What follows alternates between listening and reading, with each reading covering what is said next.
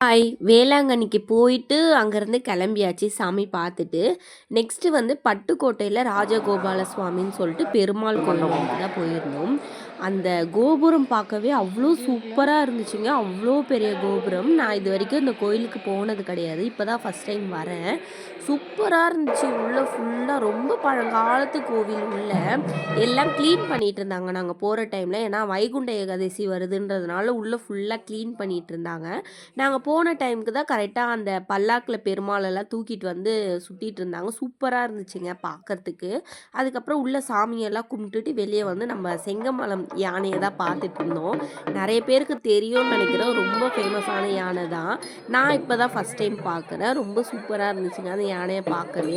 அதுக்கப்புறம் இந்த பல்லக்குல தூக்கிட்டு வந்துட்டு நெய்வேத்தியம்லாம் பெருமாளுக்கு பண்ணிட்டு, அதுக்கப்புறம் யானை இந்த மாரி ஒரு விசிறி மாரி ஒண்ணு எடுத்துட்டு இந்த மாரி வந்துச்சு. சூப்பரா இருந்துச்சு. பார்க்கவே ரொம்ப பிரமிப்பா இருந்தது.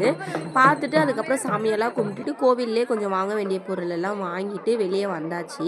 பிரசாதமா பருத்தி பால் குடுத்துருந்தாங்க. அதையுமே வாங்கி கொஞ்ச நேரம் குடிச்சிட்டு உட்காந்துட்டோம்.